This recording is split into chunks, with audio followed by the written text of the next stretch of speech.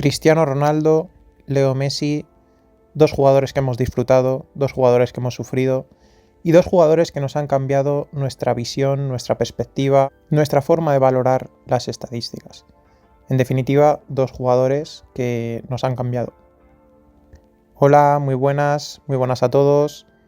Como veis, vídeo totalmente diferente a lo hecho hasta ahora en el canal. Es un vídeo que es una reflexión. Los que me conozcáis de Twitter especialmente sabéis que soy muy dado a dar este tipo de reflexiones y de hipótesis, y ahora que tengo el canal, sí creo que es una reflexión que merece la pena poder extenderme y explicarla. La podré sacar aquí en el canal. La reflexión de hoy trata sobre estos dos prodigios que, como digo, hemos disfrutado, los que hemos tenido la oportunidad, la suerte de que uno de los dos haya estado en nuestro equipo, y los hemos sufrido, lógicamente, porque lo hemos tenido en el equipo de enfrente. Pero son dos jugadores que llevan prácticamente toda nuestra vida. Bueno, claro, dependiendo de la edad que tengáis vosotros, ¿no? Yo tengo 29 años y estos dos animales competitivos llevan 2 décadas con nosotros. Con matices, claro, porque en los últimos años ya no hay rivalidad como tal. O sea, sigue existiendo, pero es un poco ficticia, es un poco recoger las cenizas de lo que fue realmente la rivalidad Cristiano-Messi. Y en sus años iniciales no había tanta rivalidad per se, porque estaban empezando y porque, sobre todo, no coincidieron en la misma liga. Es a partir realmente de 2009 cuando esa rivalidad se potencia al máximo. Porque sí, en 2007 ya habían estado en el podio del Balón de Oro junto a Kaká, que lo ganó. En 2008 ya había estado Cristiano como ganador del Balón de Oro y Messi por ahí cercano también. Pero es ya en 2009 cuando Cristiano ficha por el Real Madrid y esta rivalidad llega a un punto totalmente distinto. Además, esta rivalidad ha crecido en paralelo junto a las redes sociales, por lo que lo ha exponenciado todavía más. Y es que si de forma individualizada estos dos jugadores son absolutos prodigios, lo que ha hecho realmente que exponencie su fútbol y exponencien su visión mediática es la rivalidad que han formado el uno al otro. Porque no es tanto la calidad individual de cada uno, que sí, sino lo que realmente ha generado ese boom es el debate que ha ido surgiendo durante estos años entre los cristianistas, los mesistas y los pocos que podían ser capaces de disfrutar a los dos. O sea, porque siempre ha habido una dualidad muy heavy, ¿no? Al fin y al cabo, eran dos jugadores enormemente distintos a nivel físico, a nivel de concepto de fútbol, incluso a nivel de que uno es europeo, el otro es sudamericano. Había mucha diferencia entre ambos jugadores y es una diferencia que todavía se acrecentó más, lógicamente, cuando uno estaba en el Barça y el otro estaba en el Real Madrid. Además, el del Barça era creado en casa, entre comillas, valía 0 euros, y Cristiano en ese momento era el jugador más caro de la historia del fútbol, que es un fichaje que, fíjate, si fue hace años, que yo creo que ya lo habrán superado 7-8 jugadores, por supuesto todos ellos inferiores a Cristiano. Y si hay algún culé escuchando este vídeo, sí, que sepas que no solo Cristiano estaba obsesionado con Messi, que la obsesión, si se puede decir de esta manera, era recíproca. El caso es que Cristiano, por su forma de ser, por su forma frontal de ser y tan abierta, se veía más que tenía esa fijación con Messi. Pero Messi, por mucho que no la expusiese, también la tenía con Cristiano. Porque os pongo un ejemplo muy sencillo. Yo a Messi, todos la habremos visto a Messi, irse tranquilamente contento al vestuario habiendo marcado un gol y ganando el partido. O ni siquiera habiendo marcado el gol, pero si el equipo había ganado el partido. Pero yo he visto a Messi irse triste o cabreado o descontento en partidos en los que su equipo ha ganado de manera fácil, pero él ha metido 2 goles. Y dices, ¿y eso cómo puede ser? Bueno, pues porque el día anterior o horas antes Cristiano había metido 3. Entonces, sí, existía esa rivalidad entre ambos. ¿Y dónde voy al punto de este vídeo? El punto de este vídeo es que nos ha cambiado nuestra forma de ver las estadísticas. ¿Por qué? Porque las estadísticas que a día de hoy, a nivel de cifras en goles, Las estadísticas que a día de hoy le damos mucha importancia, oh, este jugador ha metido 44, este 47, 51, 53, a día de hoy verdaderamente esas estadísticas no tienen la relevancia que tenían con Cristiano y Messi. ¿Por qué? Porque en la era Cristiano y Messi, aparte de que había una rivalidad muy potente, ya no solo entre clubes, sino entre jugadores. Porque hubo un momento en el que, por mucho que fuésemos aficionados de nuestros clubes y que quisiésemos lo mejor para ellos, había como una especie de premio aparte que era la rivalidad Cristiano-Messi. O sea, queríamos ganar la Champions, queríamos ganar la Liga y además queríamos la bota de oro de Cristiano, queríamos el balón de oro de Cristiano, queríamos el pichichi de Cristiano y en el caso de Messi, al revés, ¿no? ¿Y qué pasaba? Que ahí, evidentemente, cada gol contaba. Porque para ese tipo de premios individuales, especialmente de pichichi y bota de oro, cada gol contaba. O sea, Cristiano Ronaldo se quedó segundo de un pichichi marcando 46 goles. Eso es una absoluta barbaridad. Meter 46 goles es una absoluta barbaridad, pero quedar segundo es una cosa de otro mundo. ¿Por qué? Pues porque hubo otro, que era Messi, que metió 50. Pero es que pocos años después es Messi el que se queda segundo metiendo 43 goles. Porque Cristiano metió 48. O sea, a esos niveles estábamos hablando con estos dos jugadores. Ahí, cada gol contaba. Ahí, un partido que vas ganando 3, 4, 0, cada gol que pudiese meter Messi o Cristiano en ese momento para sumar a sus cifras contaba. Y a día de hoy eso no nos importa un carajo, sinceramente. Si a día de hoy tenemos que recuperar la visión de que el fútbol es un deporte colectivo, es un deporte de equipo. Y especialmente si en tu equipo tienes a jugadores como suplentes que pueden dar un nivel interesante para el equipo, que tienes que tener en dinámica. Antes, Cristiano y Messi no salían del campo porque lo jugaban todo, porque tampoco tenían lesiones, pero también porque cada gol les contaba. Necesitaban cada gol como oxígeno. Entonces muy pocas veces los veía salir del campo. Luis Enrique se llevaba broncas de Messi porque iba a quitar a Messi en el minuto 89. Y te estoy hablando del minuto 89, ya no te digo el 70, tal, no sé qué. Salvo ese pequeño tramo en el que a Cristiano Ronaldo se le juntó su lesión en el rotuliano, que le cambió hasta su forma de jugar, y Zidane le convenció para decir, oye, este tipo de partidos en Liga tienes que descansar. ¿Por qué? Porque donde realmente vas a necesitamos un impacto tuyo fuerte, y además lo vas a ver tú reflejado a la hora de poder optar a los premios que tanto quieres, aparte de los colectivos con el club, obviamente, es en la Champions. Es en la Champions donde tienes que llegar fresquito. Es en la Champions donde tienes que llegar a tu máximo nivel. Y sí, ya sé que tú puedes jugar 4 partidos seguidos y en el cuarto partido vas a seguir marcando goles, pero máxima élite, por muy bueno que seas, no es lo mismo estar al 90% que al 100%. ¿Y qué pasó? Que los números de Cristiano en Champions hicieron y subieron como la espuma. ¿Por qué? Porque tenían ese pequeño descanso. ¿Qué pasa ahora? Que muchas veces se dice, no, es que ¿cómo vas a quitar a Mbappé ahora que tiene que marcar no sé cuántos goles? O Haaland que está a un gol de hat-trick, tal. Que da igual, que da exactamente igual. Que lo importante es que si el partido está concluido, pueda entrar Endrick a jugar minutos. Pueda entrar Gonzalo a jugar minutos. Ese tipo de cosas son las que verdaderamente importan a día de hoy.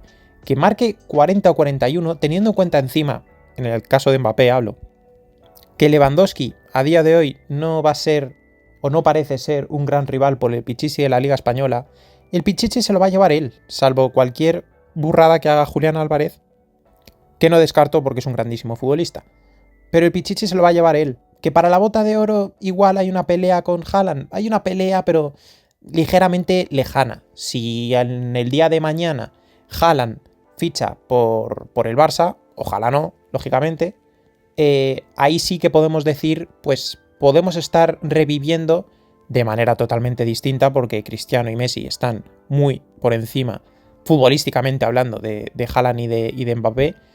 No niego que Haaland pueda llegar a números que han puesto Cristiano y Messi, pero a nivel futbolístico, por favor, media un auténtico abismo entre la capacidad futbolística que tenía Cristiano Ronaldo, que no, spoiler, no era un simple rematador, era un futbolista absolutamente brutal, y Messi, lógicamente, respecto a Haaland, e incluso en menor medida, porque es más jugador que Haaland, pero incluso con Mbappé. Entonces tenemos que volver a esa mentalidad colectiva, a esa mentalidad de entender que las cifras están muy bien, pero que no son realmente diferenciales para lo que el club quiere, lo que el club necesita. Y es que os voy a poner un ejemplo que os va a sonar súper cercano. El que tendría que haber sido Balón de Oro a Vinicius, de manera unánime, para la gente que no tuviese, que no le cegase su animadversión al jugador brasileño, era unánime. Bueno, para mí Bellingham estaba cerca, pero venga, lo concedo. Era unánime que el Balón de Oro tendría que haber sido para Vinicius. ¿El Balón de Oro tenía que ser para un jugador que metió menos de 25 goles? Sí. Sí, lo tuvo que ser. Para que veáis que en ese mismo momento, en esa misma temporada, tenías a un Harry Kane metiendo casi 50, O sea, se lo tenía que haber llevado de manera unánime un jugador de 25 y no un jugador de 50. ¿Por qué? Porque lo importante no es el número total de los goles, es cuándo surgen esos goles, dónde los haces, las actuaciones que haces en partidos grandes. También ese punto de marketing que necesitas. Claro, y ahora iré con esto del marketing. Necesitas ese punto mediático, o sea, todo eso lo necesitas. Pero los goles, para los 9, si hay una pelea de 9 contra 9, quizás sí, lo que acabe determinando sean los goles. Pero lo que más importa es el futbolista más importante. El futbolista que en más partidos grandes aparezca.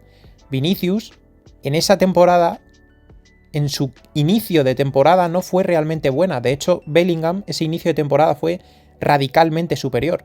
De hecho, Vinicius fue de las primeras veces que empezó a tener lesiones, que tuvo lesiones en ese tramo. ¿Qué pasó? Que cuando llegó el cambio de año, Vinicius en esa segunda parte es el que cierra la liga, es el que gana la Supercopa de España y es el que hace la barbaridad de Champions que hace.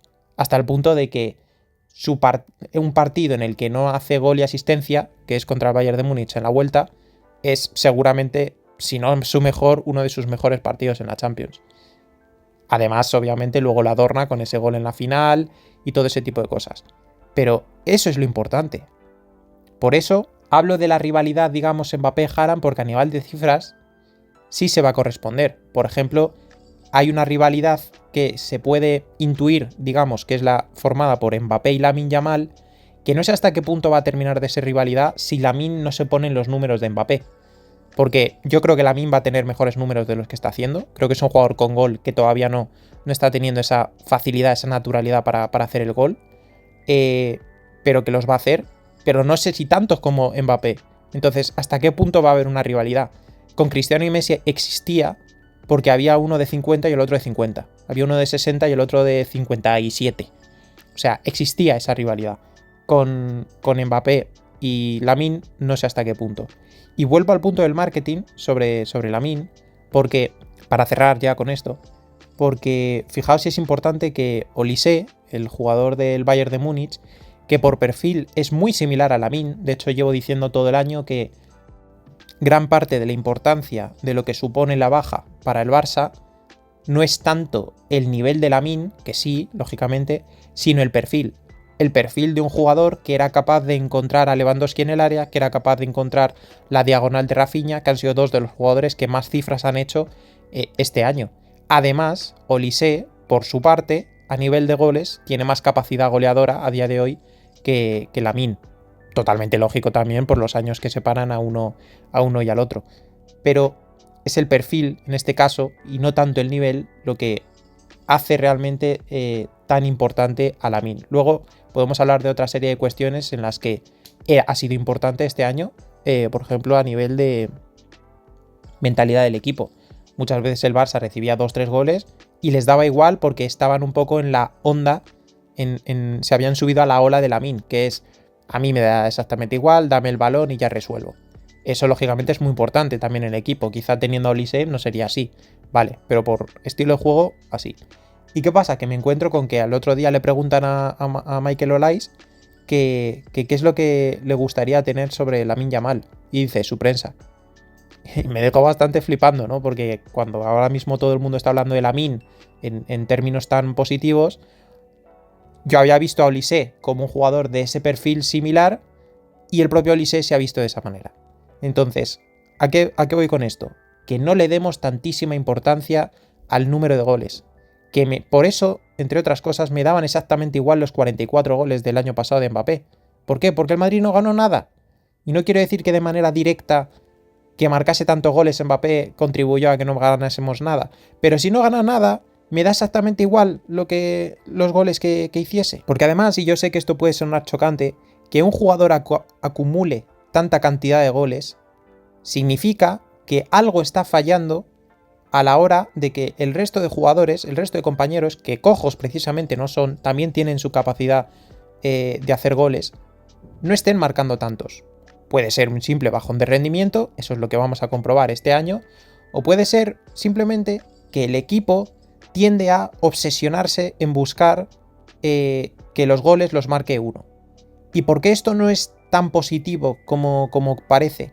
Pues porque los días grandes, si el rival, ponte, o sea, ya no digo ni siquiera que el jugador este en concreto, en este caso Mbappé o Haaland, el que sea, tenga un mal día en la definición, que puede ser porque es un ser humano y lo ha tenido hasta Cristiano, hasta Messi, lo han tenido todos, sino que el rival sepa pararle, sepa hacer algo distinto para poder pararle y para poder conseguir que ese jugador no consiga llegar a gol.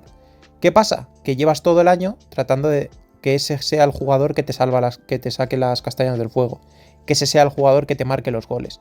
Entonces el resto de jugadores, no voy a decir que se les haya olvidado marcar goles, pero no están en esa dinámica y los necesitamos a todos, porque el día en el que ese jugador falla, necesitamos que los otros, que digas, vale, muy bien, este ha fallado, pero tienes a este y tienes a este. Y estás en la semifinal de la Champions. Y quizá en esa vuelta de cuartos de final no te apareció Mbappé porque te lo han sabido frenar muy bien. Pero en la ida de las semifinales Mbappé aparece. Y en la vuelta de las semifinales aparecen Mbappé y Vinicius. Y estás en la final. Y eso es lo que queremos. Y no quiero que al cabo del año estemos viendo cómo otros equipos levantan Champions, levantan la Liga, tal no sé qué, y decimos, ya, pero la bota de oro para Mbappé. Pues muy bien, la bota de oro para ti. La bota de oro para ti. Si quieres volver a la etapa Cristiano-Messi, lo siento mucho, pero esa etapa ya ha pasado. Esa etapa, todo lo que conllevaba haber vivido esa etapa, ya ha pasado. Vamos a tener una que va a ser distinta. Ya digo, si Haaland ficha por el Barça, igual tenemos esa pelea de números de nuevo. Y ahí os vuelvo a decir, pues mira, es que aquí, lastimosamente para Endrick, para Gonzalo o para el suplente que en ese momento esté, es que Mbappé tiene que quedarse porque lleva 2 goles y Haaland ayer metió 3. Tiene que meter un gol más. Pues ahí pues, se puede entender porque sí, lógicamente, mentalidad de equipo, mentalidad colectiva, pero también desde la individualidad, desde ese deseo por parte de estos jugadores distintos de hacer una carrera individualmente muy potente, cada gol cuenta. Vale, muy bien. Pero no es el caso. No es el caso. Entonces, volvamos a la mentalidad colectiva, volvamos a la mentalidad de equipo. Cristiano Messi pasó, fue una etapa maravillosa, exponenciada por ese madrid-barcismo tan radical, que se radicalizó todavía más cuando se unió la pelea también Mourinho-Guardiola, y todo eso está muy bien, pero ya ha pasado. Esas bestias de cifras y de fútbol están ya en el ocaso de sus carreras, y tenemos que aprender de nuevo a reconducir. Y es verdad que es un mundo distinto respecto a cuando empezaron ellos, especialmente por el tema de las redes sociales y de otras cuestiones que en este caso no tienen mayor importancia, pero especialmente el tema de las redes sociales. Que ahora cada cosa que se pone se trata de exponenciar de manera increíble. Por eso hay tantas coletillas absurdas, tantos trends, todo este tipo de cosas absurdas que han traído las redes sociales. Pero tenemos que volver a lo que era el fútbol antes de Cristiano y Messi. A normalizar que jugadores con menos cifras sean más potentes. Y con Vinicius, ya digo, tuvimos ese caso. Vinicius marcó más de la mitad de los goles de Harry Kane y de Harry Kane nadie hablaba para el Balón de Oro. Incluso ese mismo año yo creo que Mbappé también estaba en 40 y tantos goles. Nadie hablaba de Mbappé para el Balón de Oro. ¿Por qué? Porque Vinicius, pese a tener menos cifras, fue el jugador más impactante. Y eso es a lo que tenemos que llegar a un punto de acuerdo todos. El jugador más impactante es el importante, no el que más cifras haga. Porque muchas veces las cifras no tienen que ver realmente con el rendimiento global del equipo y con los títulos que acaben cosechando, que es al final lo que al aficionado del club le tiene que importar. Esa es la realidad. Y bueno, esta es una reflexión que tenía guardada desde hace un tiempo. Tengo otras muchísimas más, lo que pasa es que fueron en su momento, por lo que tengo que o recuperarlas de alguna manera o de volver a crear otras, que tampoco tengo mayor problema en ello. Y eso es todo. Espero que os haya gustado el vídeo. Quizá al final se me ha extendido demasiado. Bueno, me suele surgir, lo siento mucho. Si os ha gustado el vídeo, dejad un like y nos vemos en el siguiente vídeo.